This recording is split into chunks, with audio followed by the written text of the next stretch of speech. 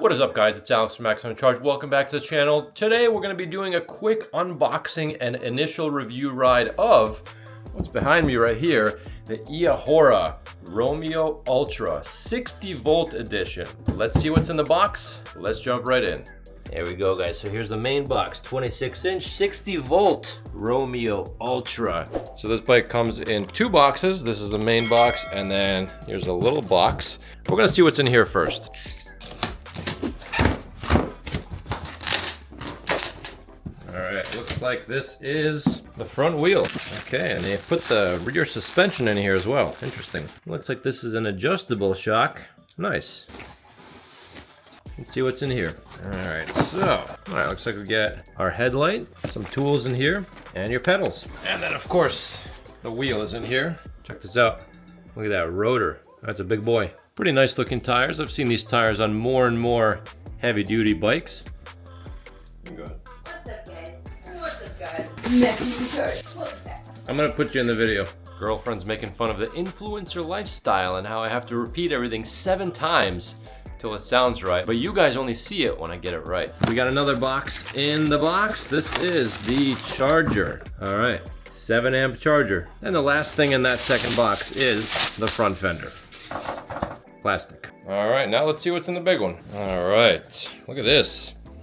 Branded styrofoam. I've never seen a company brand their styrofoam before. Wow, attention to detail. All right, I gotta say, packaging is pretty nice. Custom shaped styrofoam. You do not see this every day when putting these bikes together.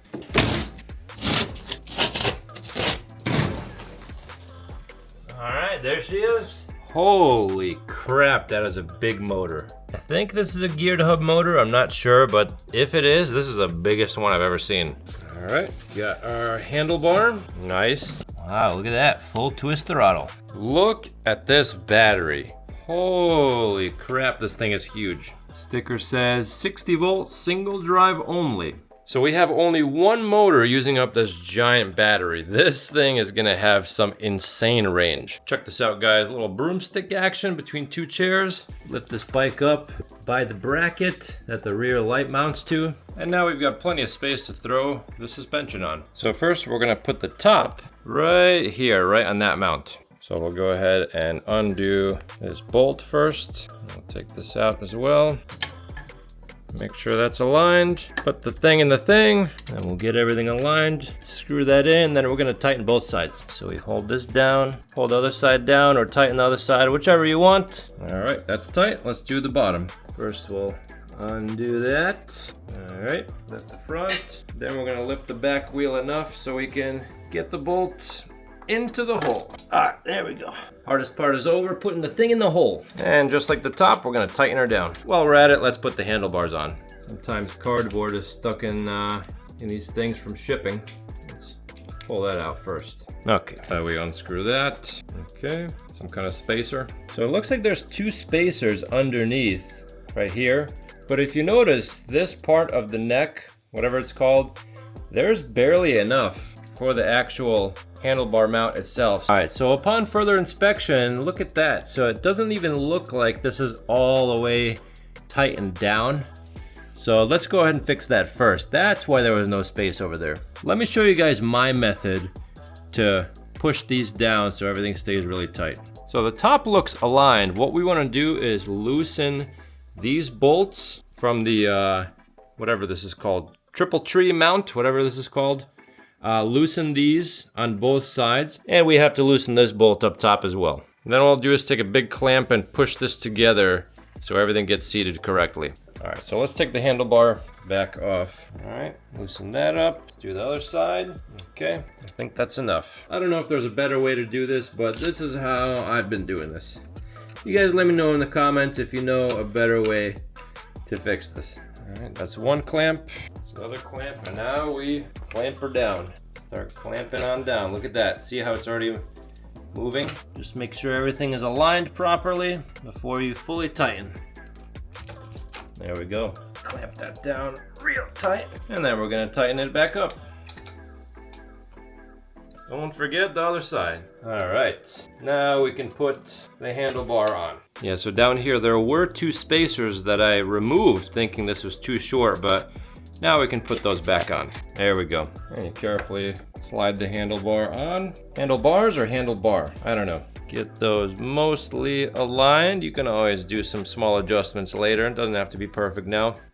Then we're gonna screw the top in right over there. So we'll screw this down pretty tight. Sometimes if you over tighten these, the steering can feel too stiff, but what I wanna make sure happens is that this handlebar clamp is all the way down, pushed down, so it's secure. Then we'll go ahead and tighten this bolt, and there's another one on the outside. That's 1, and that's 2. To put the front wheel on first, we have to remove this shipping spacer for the fork. Just loosen that up. Loosen up the outside as well. And then what we're gonna do is lift this entire fork up. The axle will come out, and then we'll put the front wheel in its place. Making sure the disc brake rotor is on the braking side. All right, there she is. The front wheel did come with one of these nuts and washer on each side. Loosely put these on both sides and then tighten them down real good. All right, tighten those down and then do that on the other side. All right, why don't we put this thing down? And now we're just gonna undo these nuts, put the rear light on this bracket, and then tighten the nuts back down. We're gonna tighten these down with a wrench, but do not over tighten this. These always crack from being over tightened. Be very careful to not over tighten this. That's 1, and that's 2. And that is good enough, guys. And don't forget to tighten up the zip tie. By the way, if you guys noticed, I did take out the battery to make sure the bike is easier to lift up and maneuver. Right here, we're gonna put on the front fender. Once you put the fender up to the top, we will slide the bolt right back in. And we'll throw a washer on both sides. And then down here, you have these additional brackets that bolt in right on each side of the fork. One over there and one over here. All right, tighten that down. There we go, and do this on both sides. And then to mount this headlight, you take out these top 2 bolts, throw the headlight down, and then tighten this down. Last step, pedals. Instead of righty-tighty, lefty-loosey, it is lefty-tighty for the left side. Let's get rid of this sticker first. Once you tighten that down, do the other side, and you are good to go. And there it is, guys, the Eahora Romeo Ultra. So I'm just gonna quickly go over some specs of this bike. Huge battery, 60 volts. So we have that 60 volt system. It's gonna mean that the motor RPM, generally speaking, is gonna be faster than lower voltages. And this is allegedly advertised to be a 70 amp hour battery. We can't be sure exactly how many amp hours this battery is without testing it, but that's still an insane amount of battery capacity that you guys are gonna get, especially because this is the single motor version of this bike. There's a dual motor version, I'll leave in the description below, but this is the single motor version, so that means only one motor is gonna be using up the battery, not 2. So if you're interested in range, this might be the bike for you. The styling, I don't know, it's kind of a love it or hate it kind of thing. I think it looks okay, not really my cup of tea, but sometimes you don't buy these bikes for how they look, you buy them for the parts that are on them. We've got some gigantic disc brake rotors, pretty decent looking brakes. We'll see how those work in a second. Obviously this is a dual suspension bike, and once again, if you're looking for range, this might be it right here. So again, today is just gonna be the initial test ride footage. I just finished putting this bike together, throwing some air in the tires. We're gonna ride this bike around and take it for a top speed test. Let's jump right in. Let's see how it goes. All right, here we go. Let's bring it up to pedal assist 5. We are gonna keep it on pedal assist 5 pretty much forever because I am not worried at all about using up the battery of this bike. The battery is monstrous. It's so big, you'll pretty much never have range anxiety with this bike. All right, interesting. So this bike has somewhat of a softer start to it. Maybe that's designed to save the motor.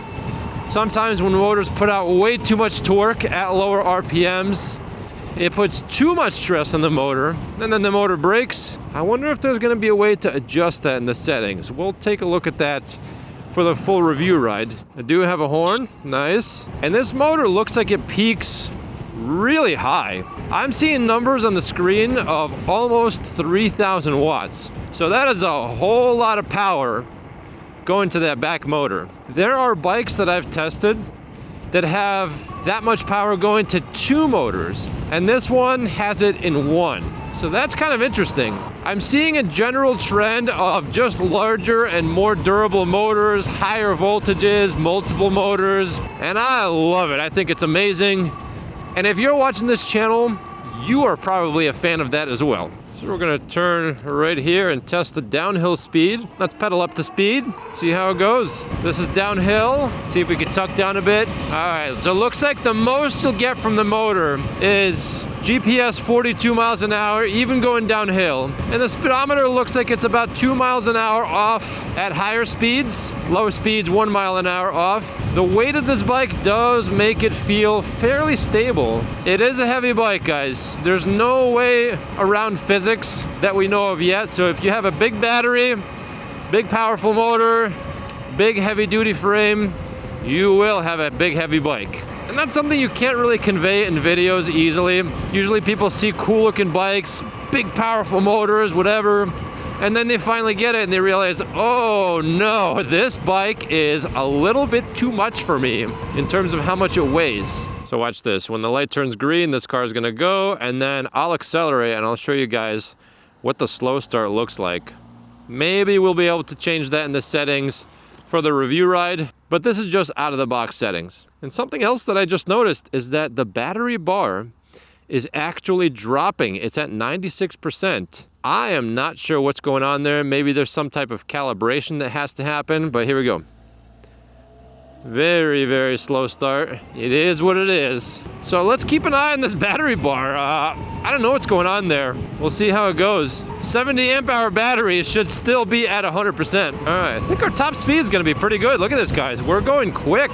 All right, for a single motor bike, going pretty good. So guys, fun fact, I've been out here testing out the top speed. I got a couple top speed runs, but the cruise control was throwing me off. So we're gonna do it again to make sure we get an accurate reading. So we'll go ahead and pedal up to speed and then see where the throttle takes us. Here we go, pedal, pedal, pedal. And I feel a strong headwind going towards me. So I think we're gonna be slow this way.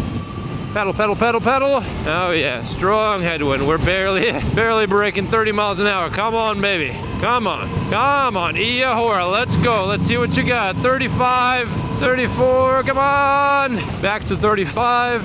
So I actually did get 35 going that way for my first run. This way was really fast, like really fast. So we'll see what we got in the way back here. Pedal, pedal, pedal.